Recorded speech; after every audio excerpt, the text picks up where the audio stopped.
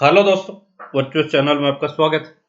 RRB office assistant pre 2020 का आज शाम तक रिजल्ट एक्सपेक्टेड है। तो जिन भी बच्चों ने एग्जाम दिया है उनके मन में क्यूरियोसिटी रहती है एक्सपेक्टेड कट ऑफ को लेकर। तो एक्सपेक्टेड कट ऑफ का ऑलरेडी एक वीडियो अपने चैनल पे अपलोडेड था, लेकिन अभी जो रिजल्ट आए हैं जैसे आईबीपीएस पीओ प्री का आया, तो उसमें एक नई चीज मुझे देखने को मिली और वो ये थी कि जिन बच्चों ने सप्लीमेंट्री एग्जाम दिया आईबीपीएस पीओ प्री में, आप लोगों ने भी सभी ने दिया होगा वो एग्जाम भी। आईबीपीएस पीओ प्री का अगर आप देखें तो इनकी जो एग्जाम थी आपके 3, 10 और 11 अक्टूबर को हुई। फिर 5 या 6 जनवरी को थी शायद एक एग्जाम में, जनवरी में भी ये हुई इसकी आईबीपीएस पीओ प्री। जिन भी बच्चों ने ये लास्ट जो सप्लीमेंट्री नोटिफिकेशन था इसके तहत जो एग्जाम जो बच्चे दे पाए या जिन्होंने एग्जाम दी, उनको मार्क्स में अच्छा खासा बेनिफिट मिला, मतलब उनको एक्स्ट्रा मार्क्स मिले। जितने अटेम्प्ट, बहुत बच्चे ऐसे अपने चैनल के भी रेगुलर व्यूअर हैं जिन्होंने बताया कि मैंने अटेम्प्ट ही 72 किए और मुझे 77.5 मार्क्स मिले। तो अच्छा खासा, ऑब्वियस है सिली मिस्टेक भी कुछ रही होंगी, और उसके बाद भी जितना आपने अटेम्प्ट किया उससे 5-5, 7-7, 8-8, 10-10 नंबर तक बढ़ जाना, तो ये नॉर्मलाइजेशन में उनको सबसे बड़ा गेन मिला। और गेन इस वजह से मिला क्योंकि जो सप्लीमेंट्री नोटिफिकेशन में बच्चे आए उन्होंने वो ज्यादातर कौन से बच्चे, कुछ बच्चे ऐसे थे जो अनफॉर्चुनेटली पहले फॉर्म फिल नहीं कर पाए, बट ज्यादातर बच्चे वो थे जो हाफ हार्टेड थे या जिनकी प्रिपरेशन उस लेवल की नहीं थी। अब वो पूरी उस दिन का जो भी एग्जाम हुआ और जो भी उन्होंने उसका देखा मार्क्स का एवरेजिंग करके, तो ओबियस उनको लगा कि आज का पेपर डिफिकल्ट है, जबकि डिफिकल्ट उस दिन का पेपर नहीं था। लेकिन कंपेरेटिवली कम प्रिपरेशन करने वाले बच्चे उस दिन अपीयर हुए और उसकी वजह से उनको उस चीज का बेनिफिट मिला। तो आरआरबी ऑफिस असिस्टेंट में भी आप देखें तो यहां भी आपको एग्जाम आई थिंक 29 सितंबर हुई, फिर 20 सितंबर हुई, फिर 26 सितंबर को हुई और फिर 2 जनवरी को और हुई। और इसमें अगर मैं पेपर देखूं तो इन सब में भाई 19 तारीख को, 20 तारीख को पेपर के लेवल में 19 से को पेपर था 19 सितंबर, देन आपका था 20 सितंबर, फिर 26 सितंबर और फिर 2 जैन, ये पेपर्स में, राइट। तो यहाँ सभी आई थिंक 4 स्लॉट्स थे। 26 का मुझे पूरा आइडिया नहीं कितने स्लॉट थे, आई थिंक हो सकता है हमें 4 ही रहे हों। यहाँ 2 जनवरी में 1 या 2 स्लॉट ही हुए थे। तो यहाँ का जो पेपर का लेवल था, उस पेपर के लेवल में अगर आप देखें रीजनिंग के पेपर में कहीं कोई बड़ा डिफरेंस नहीं है, मोर और लेस वही 50% पजल एंड सिटिंग अरेंजमेंट और 50% ये बैलेंस था।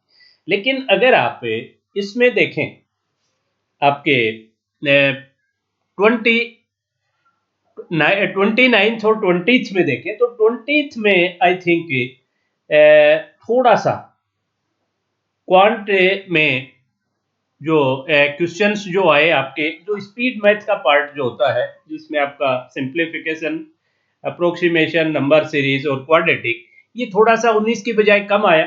और जो 26 है वो 19 के आसपास आया, बस वो एक डिफरेंस था। तो वह एक आध नंबर का आप ये मान सकते हो कि जहां ज्यादा मिला उसमें जो स्पीड मैथ वाला पार्ट, तो वो एक आध नंबर की नॉर्मलाइजेशन की गुंजाइश थी।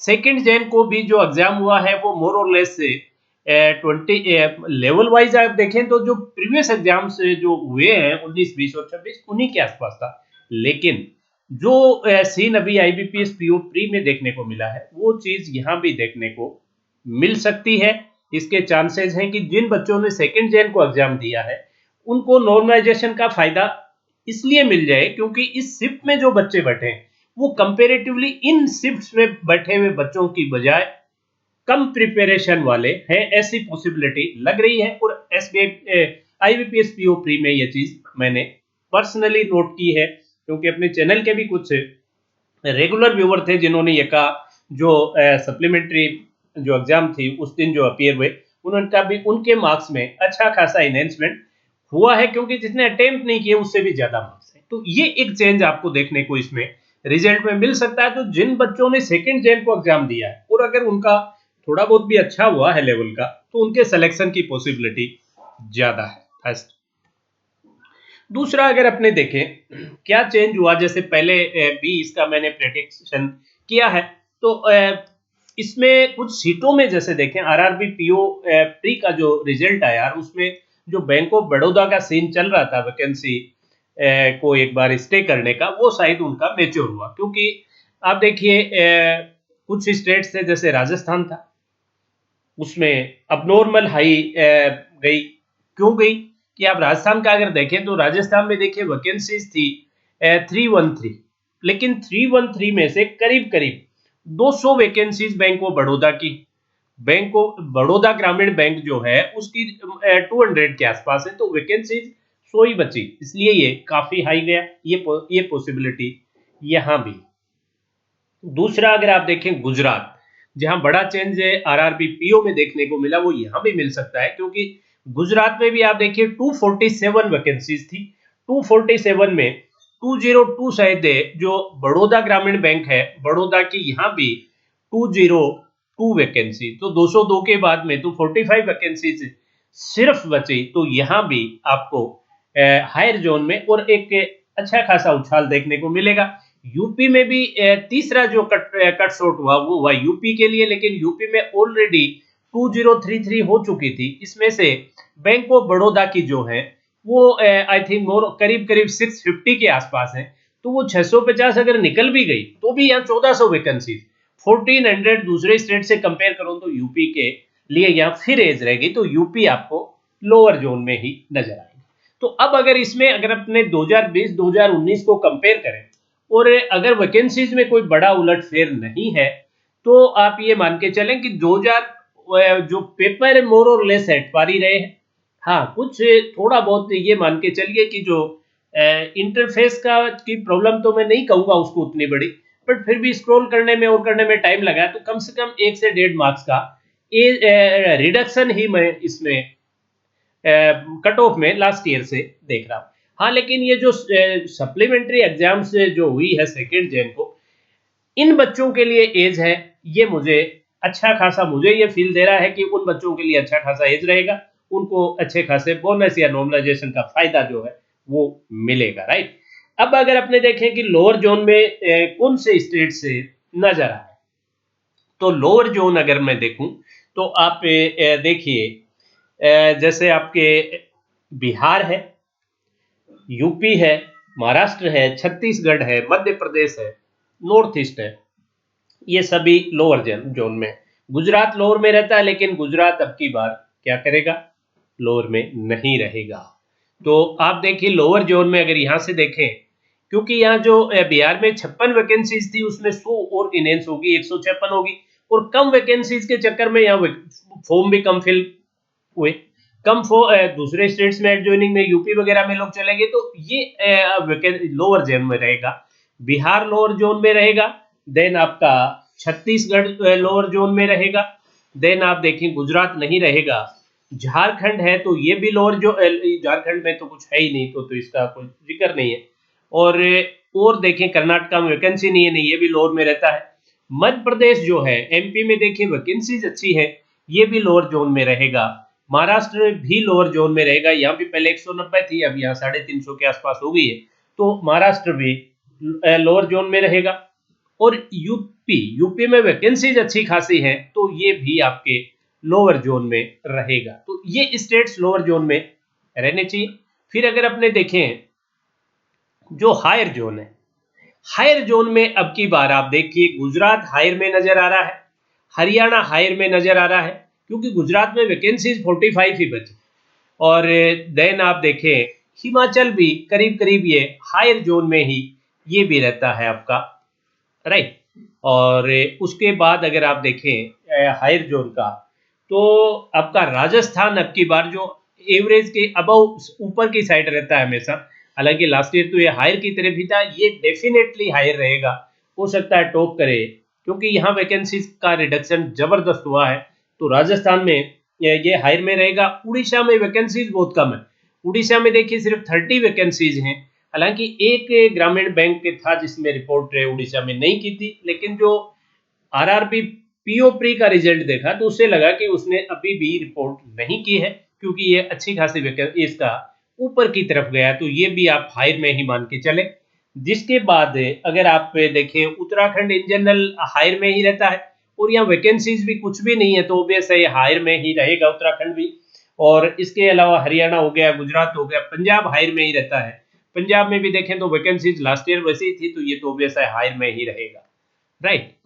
इसके अलावा जैसे नागालैंड, मिजोरम, आपका इनमें वैकेंसीज कम है, लेकिन ये इन जनरल लोअर जोन में ही रहते हैं, नॉर्थ ईस्ट वाले स्टेट। मणिपुर है, ये भी लोअर जोन की तरफ ही रहता है। और केरला में वैकेंसीज नहीं है। महाराष्ट्र, जे एंड के में 87 वैकेंसीज हैं। अब जे एंड के आई थिंक ये एवरेज जोन में अब की बार इसको रहना चाहिए जे एंड का। अरुणाचल प्रदेश, आसाम ये लोअर जोन में ही रहने चाहिए। तो ये सीन है। अब अगर और अपने देखें तमिलनाडु, जैसे तमिलनाडु का अगर आप देखें तो तमिलनाडु लोअर में रहा करता था, और अब की बार वैकेंसीज बड़ी है, तो ये आई थिंक इसको मैं लोअर या लोअर का जो अपर है एवरेज की तरफ वहां कहीं देखता हूं। आंध्र और तेलंगाना, आंध्र और तेलंगाना ये दोनों आई थिंक एवरेज जोन में ही रहे हैं। तो तेलंगाना में जैसे 350, यहाँ सीटों का रिडक्शन हुआ, 350 थी, फिर कुछ शायद सीट घटी है, लेकिन ये फिर भी आप इसको एवरेज जोन में ही माने। त्रिपुरा 30 और 20 है, तो ये भी एवरेज या लोअर जोन की तरफ इसको माने। वेस्ट बंगाल में 133 से 12 बढ़े, तो वेस्ट बंगाल को आप एवरेज जोन में ही मान के चलना। तो ये पॉसिबिलिटी है इनकी जोन वाइज। अब कट ऑफ, तो कट ऑफ अगर बहुत ज्यादा वेरिएशन नहीं है, अगर कट ऑफ में बहुत ज्यादा, वैसे तो इसकी क्या वाइड वाइड रेंज रहने वाली है भाई। आपको पता है कि 60 वाला भी सेलेक्ट होगा, और 75 तक भी है, 75 प्लस भी है। कट ऑफ जा सकती है 60 से, राइट। तो इसमें अब आप जो 3 स्लॉट अगर अपने बांटे, तो उसके अकॉर्डिंग आप ले सकते हैं कि भाई 60 से कोई 65 हो गया, 65 से 72 तक हो गया, 72 से जो ऊपर की तरफ हुआ, मतलब आप लेस देन, आप ये मान लें कि लेस देन 65, 66, फिर 66 टू 72, मतलब ये लोअर जोन हो गया आपका, ये एवरेज जोन हो गया। और जो हायर जोन है वो 72 से ऊपर, जो आपको हो सकता है 77 इस बार भी देखने को मिल जाए due to seat reduction. Otherwise मैं मान के चल रहा था कि शायद ये 75 तक ही अब की बार सिमट जाएगा, क्योंकि थोड़ा सा डिफरेंस उसका स्क्रॉल का एक आध नंबर का, एक डेढ़ नंबर का पड़ा है। तो ये 72 से 77 जो है, इसको मैं हायर जोन मान के चल रहा हूँ। लेकिन एक चीज फिर मैं जाते जाते आपसे कहना चाहूंगा कि जिन भी बच्चों ने सेकंड जेन को एग्जाम दिया है, वो ये उनको ये जरूर लगेगा कि भाई उनको जितना वो एक्सपेक्ट कर रहे थे उनके मार्क्स बढ़े हैं, राइट। तो चलिए देखते हैं आज जो रिजल्ट आता है, स्कोर कार्ड तो हो सकता है 1-2 दिन, 2-3-4 दिन लगे, लेकिन उससे आपको काफी अंदाजा हो जाएगा कि मैंने इतने अटेम्प्ट किए थे और मेरा सिलेक्शन हो गया। सेकेंड, अगर अब आप सभी लोग मेंस की प्रिपरेशन कर रहे हैं, तो करंट अफेयर्स का काफी अच्छा उसमें विटल रोल है। अफेयर क्लाउड का अच्छा कंटेंट है, काफी सस्ता है, तो इसका पीडीएफ परचेज किया जा सकता है, लिंक इसका डिस्क्रिप्शन में है, और बाकी प्लान पूरा उसमें दिया हुआ है। सेकंड, अगर आपके पास कोई टेस्ट सीरीज अब नहीं है या जो थी वो एग्जॉस्ट हो गई है, तो प्रैक्टिस मोड का अच्छा कंटेंट है, इसका भी प्लान स्क्रीन पे है, लिंक डिस्क्रिप्शन बॉक्स में है।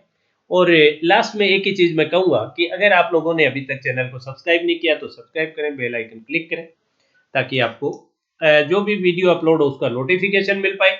और साथ ही क्वांट और रीजनिंग की मेंस की रेगुलर क्लासेस चल रही हैं। क्वांट और रीजनिंग, क्वांट 6:15 PM पर चलती है, और रीजनिंग की 11:30 AM से पर ये चल रही है क्वांट और रीजनिंग की रेगुलर क्लासेज। ये भी जरूर 1-2 सेशन लेके जरूर देखेंगे। और बहुत जल्द आपका LIC, WO और SBI जूनियर एसोसिएट जो अपकमिंग एग्जाम 2021, ये भी आपकी बहुत जल्द क्लासेज शुरू होने वाली। चलिए, जाते जाते एक चीज मैं जरूर आपसे कहना चाहूंगा कि अगर जो ये मेरा प्रेडिक्शन है या जो मैंने जो एनालाइज किया है, अगर उससे इत्तेफाक आप नहीं रखते हैं तो भी बहुत अदरवाइज मत लीजिए। ये मेरा एक प्रेडिक्शन है और ये प्रीवियस ईयर्स और इस साल जो रिजल्ट्स आ रहे हैं उन्हीं सबको ध्यान में रख के बनाया गया। चलिए, that's all for today session. Have a great